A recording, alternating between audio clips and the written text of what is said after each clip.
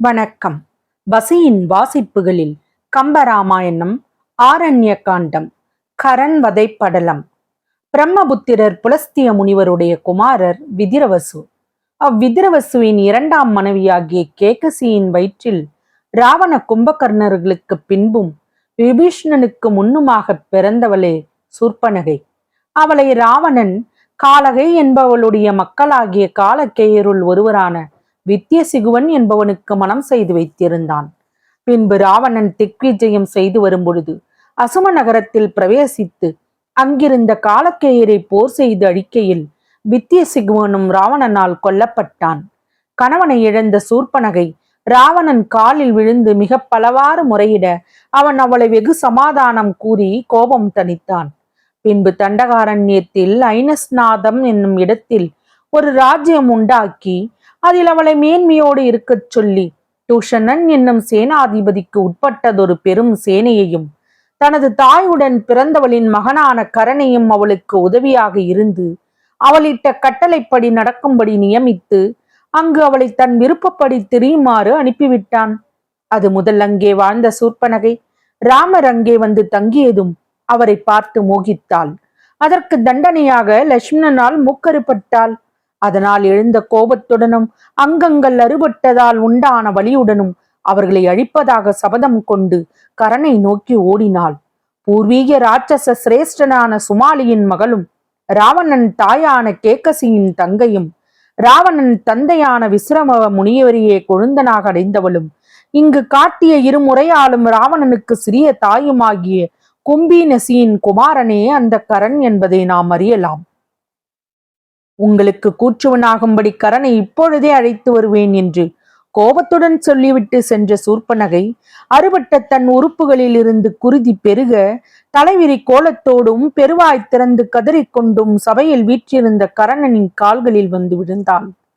பேராரவாரம் செய்து மேகம் முழங்குகிற இடியோசை கேட்டு வெந்து வருந்தும் பாம்பு போல அவன் காலடியில் கிடந்து புரண்டாள். அதை கண்ட கரண் சூர்ப்பனகையை நோக்கி சிறிதும் அஞ்சாமல் உன்னை இப்படி செய்தவர்கள் யார் என்று கேட்டான். 2 மனிதர்கள், முனிவேடம் கொண்டவர்கள், கையில் வில்லும் வாளும் ஏந்தி நிற்பவர்கள், மன்மதனை போன்ற அழகிய வடிவம் கொண்டவர்கள், தர்மகுணம் உடையவர்கள், தசரத சக்கரவர்த்தியின் குமாரர்கள், போரில் எதிர்ப்படும் அரக்கரை தேடி திரிபவர்கள். அவர்கள் உன்னை ஒரு பொருட்டாக மதிக்கவில்லை. அறப்பயிரை செழிக்கச் செய்ய வேண்டி அதற்கு விரோதிகளான அரக்கராகிய கலைகளை வேரோடு அறக்கலையும் எண்ணத்துடன் துணிவுடனும் இந்த தண்டகாரண்யத்திற்கு வந்திருப்பவர்கள். அவர்களுடன் திருமகள் போன்ற ஒரு அழகியும் வந்திருக்கின்றாள். அவள் பெண்களுக்கு உரிய அழகு முழுவதும் உடையவள்.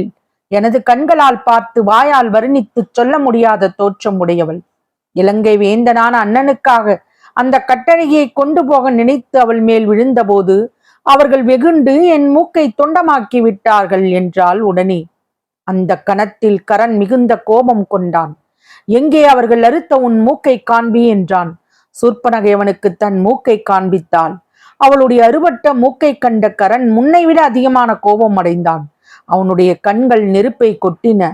மனம் கொதித்தான். இத்தீங்கு செய்த மனிதர்களை இப்பொழுதே சென்று நான் நிச்சயம் அழிப்பேன். அப்படி என்னால் அவர்கள் இறந்து போனாலும் இந்த அவமானக்கரை நீங்கிவிடுமா என்று கத்தினான். பின்பு தனது தேரை கொண்டு வரும்படி கட்டளையிட்டான்.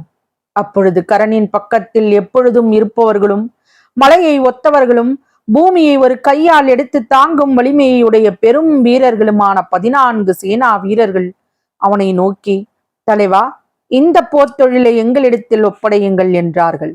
அந்த அரக்கர்கள் குலம் முதலிய ஆயுதங்களால் போர் செய்யும் கைகளை உடையவர்கள், கடல் சூழ்ந்த உலகத்தில் உயிர்கள் அச்சம் அடையுமான ஆரவாரம் உடையவர்கள், ஆழகால விஷம் சில வடிவங்களாக திரண்டது போன்றத உடம்பை உடையவர்கள்.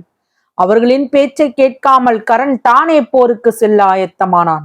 அதை கண்ட அந்த அரக்கர்கள் மீண்டும் அவனிடம், நாங்கள் உனக்கு அடிமைப்பட்டோம், உனது கட்டளையை சிறமேற்கொண்டு செய்கின்றோம். அப்படி இருக்க நீ எங்களுக்கு யாதொரு கட்டளை மீடாது நேரில் நீயே போருக்கு எழுந்து விட்டால் நாங்கள் உனக்கு அடிமையாயிருந்து என்ன பயன்? நீ தேவர்கள் மேல் போருக்கு சென்றால் அது உனக்கு தகுதியானதே. அப்படி நீ செல்வது எங்களால் அந்த காரியம் ஆகாது என்று எண்ணி நீ சென்றதாக நினைக்கக்கூடும். ஆனால் இப்பொழுதோ சாதாரண மனிதர்களின் மேல் போருக்கு செல்கிறாய். இது உனக்கு தகுதி இல்லை. அப்படி நீ அவர்களுக்கு மேல் போருக்கு செல்ல நாங்கள் இங்கே சும்மா இருப்போமா? இறப்போம். வீணே பிழைத்திருப்பதால் என்ன பயன் என்று சொல்லி கரனை போருக்கு செல்லாதபடி தடுத்தார்கள். உடனே கரண், நன்றாக சொன்னீர்கள். நான் இச்சிறு மனிதர்கள் மேல் எதிர்த்து சென்று போர் செய்தால் அதை பார்த்து தேவர்கள் இகழ்ந்து சிரிப்பார்கள். ஆதலால் நீங்களே சென்று அவர்களை கொன்று அவர்கள் இரத்தத்தை குடித்து அவர்கள் சபதத்தை ஜெயித்து அவர்களுடன் வந்துள்ள அந்த அழகியுடன் திரும்ப வாருங்கள் என்று கட்டளையிட்டான். கரண் கட்டளைப்படியே அந்த 14 பேரும் அதிவிரைவில் சூர்ப்பனகை யமன் அனுப்பிய தூது போல முன் செல்ல அவள் பின்னே சென்று சக்கரவர்த்தி குமாரர்கள் தங்கியுள்ள இடத்தை சேர்ந்தார்கள். அங்கே வந்து அவர்களுக்கு ராமலக்ஷ்மணரை அவள் காட்டினாள். உடனே அவர்கள், இவர்களை பிடித்து மேலே எறிவோம், இந்த மனிதர்களை கையிலே பிடித்து ஏந்துவோம், நீண்ட பாசாயுசத்தால் பிடித்து கட்டுவோம், நமது தலைவனான கரண் சொன்ன முறைப்படி செய்வோம் என்று கூறிக்கொண்டே மலைகள் சூழ்ந்து நின்றது போல ராம லக்ஷ்மணர் உள்ள இடத்தை சுற்றி சூழ்ந்து கொண்டார்கள். சத்தியசந்தனான ராமபிரான் பர்ணசாலையை சுற்றி அரக்கர்கள் சூழ்ந்து கொண்டதை கண்டதும் லக்ஷ்மணனிடம் சீதையை பாதுகாக்கும்படி சொல்லிவிட்டு கையில் வில்லை எடுத்துக்கொண்டார்.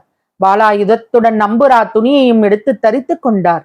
அந்த போர்க்கோலத்துடன் வெளியே வந்து அரக்கர்களை கோபத்துடன் நோக்கி, யாரடா இங்கே, வாருங்களடா என்று வீர ஆவாதம் கூறி போர் செய்யத் தொடங்கினார்.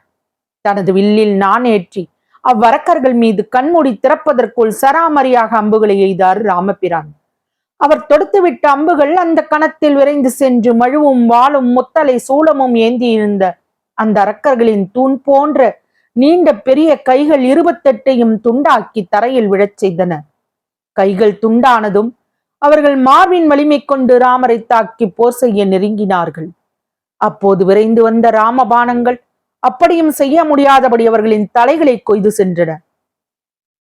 அதை கண்ட சூர்ப்பனகை மிக மிக அஞ்சி அந்த இடத்தை விட்டு விரைந்தோடினாள். அப்படி ஓடிச் சென்ற அறைக்கு நேரே கரனிடம் போய் நடந்த செய்திகளை கூறினாள். அதை கேட்டு கரண் நெஞ்சில் பொங்கிய ரத்தம் கண்களின் வழியாக வெளி சிந்திய கோபம் கொண்டான். அருகில் நின்று கொண்டிருந்த ஏவலரிடம், உடனே நமது பெரிய அரக்க சேனையை வரவழையுங்கள் என்று கட்டளையிட்டான். அவனுடைய கட்டளைப்படியே அவர்கள் ஒரு நொடிப்பொழுதில் அரக்க சேனை உள்ள இடத்தை அடைந்தார்கள். பெரிய மத யானைகளின் மேல் பெரிய பேரிகைகளை ஏற்றி மலைக்குகையில் வசிக்கின்ற கொடிய சிங்கமும் அஞ்சும்படி போர் ஒலி எழுப்பினார்கள். அப்படி பேரிகைகளின் ஒலி கேட்டவுடன் பெரிய மேகங்கள் ஒன்றாக வந்து கூடியது போல பெரிய தேரையுடைய அரக்கச்சேனை ஒருங்கு வந்து கூடிற்று. ஆனால் தேவலோகமும் நாகலோகமும் வருந்தின. உடனே கடலின் ஆரவாரம் போன்று பேரிகைகள் முழங்க கற்பா அந்த காலத்திலே ஊழி காற்றினால் பொங்கி மேலெழுந்த கடல் போல அரக்க சேனை ஆரவாரம் செய்து கொண்டு போருக்கு எழுந்தது. தண்டகாரண்யத்தில் உள்ள மரத்தொகுதிகளின் மேல் எழுந்து ஆகாயத்தை அலாவி நின்று மறைத்தது போல அச்சேனையில் உள்ள கொடிகள் அடர்ந்து வானம் மறைய மேலோங்கின. அவை எங்களுடைய பசி விரைவில் நீங்கிவிடும் என்று மகிழ்ந்து எழுந்து கூத்தாடுகிற பேய்கள் போல் அசைந்தன. அந்த சேனையில் உள்ளவர்களின் ஆயுதங்கள் நெருக்கம் மிகுதியால் உண்டான தீப்பொறிகளால் அக்காடு முழுவதும் பற்றி எரியத் தொடங்கியது. சூரியன் மேல் போருக்கு எழுந்த இருள் போலவும் 7 உலகத்து மலைகளும் ஒன்று கூடியது போலவும் அரக்கர்கள் ஒன்றாக அப்போர்க்களத்தில் கூடினார்கள். அப்படி திரண்ட அரக்க சேனையில் புலிக்கூட்டங்களோ, மேகங்களின் திரட்சியோ, யானைகளின் கூட்டமோ, உயர்ந்த மலைகளோ இவை யாவும் இல்லை. சிங்கங்களின் சேனையே என்று சொல்லும்படி கைகளில் ஆயுதங்களை ஏந்தி நின்ற ராட்சச வீரர்களின் தொகை 10,000கணக்காக இருந்தது. யமனை போன்ற அரக்கர் கூட்டம் போருக்கு புறப்பட்டது. அப்போது யாளிகளும் சிங்கங்களும் யானைகளும் புலிகளும் நாய்களும் நரிகளும் பூதங்களும் குதிரைகளும் பூட்டப்பட்டவையும் எருதுகளும் பன்றிகளும் காற்று வடிவமான பேய்களும் கழுதைகளும் பருந்து வகைகளால் கட்டப்பட்டவையும் ஆகிய தேர்களின் கூட்டங்கள் நெருங்கின. சிறிய கண்களையும் சிவந்த முகத்தையும் கொண்ட மேகங்கள் போன்ற யானைகளின் கூட்டங்கள் திரண்டன. அப்பொழுது சங்க வாத்தியங்கள் ஆரவரித்தன. சேனை புறப்பட்டு செல்லும் பொழுது எரியரம்பு படைகளும் வேற்படைகளும் உறுதியான வாட்படைகளும் வளைத்தடிகளும் எரியீட்டிகளின் தொகுதியும் பேரீட்டிகளும் முசுண்டிகளும் திரிசூலங்களும் உலக்கைகளும் காலபாசங்களும் சிறிய ஈட்டிகளும் வஜ்ராயுதங்களும் தடிகளும் பிண்டிப்பாலம் என்னும் முறுக்குத்தடிகளும் அளவில்லாத அம்புகளும் விற்களும் சக்கரங்களும் வளைகளும் சங்குகளும் பந்தமும் கப்பணங்களும் கயிறுகளும், முன்பு தேவர்களுக்கு துன்பம் தந்தவையும் பகைவரின் தசைகள் பொருந்தி உள்ளவையும் வெற்றிக்கறிகுறியான வாகை பூமாலை சூடியவையுமான ஆயுதங்கள் ஒன்றோடு ஒன்று நெருங்கி நெருப்பு பொறி பறக்கவும் பேரோசை எழுப்பவும் செய்தன. தொடரும். வசியின் வாசிப்புகள் பிடித்திருக்கும் என்று நம்புகிறேன். எனக்கு சப்ஸ்கிரைப் செய்து, லைக் செய்து, ஷேர் செய்யவும். தங்களின் மேலான கருத்துக்களை கமெண்டில் பதிவிடவும். அதுவே எனக்கு உற்சாகமூட்டும். நன்றி.